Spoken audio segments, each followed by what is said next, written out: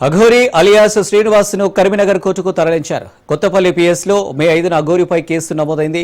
తనను మోసం చేశాడని మహిళ ఫిర్యాదు చేసింది. అఘోరిపై 2 కేసులు నమోదయ్యాయి.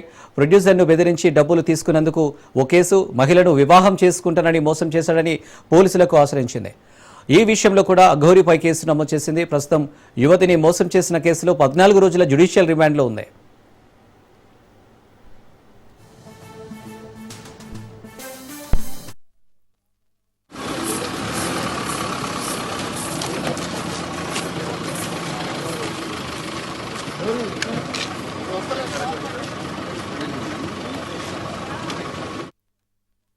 అఘోరి అలియాస్ శ్రీనివాస్ను కరీంనగర్ కోర్టుకు తరలించారు. కొత్తపల్లి పిఎస్లో మే 5న అఘోరిపై కేసు నమోదైంది.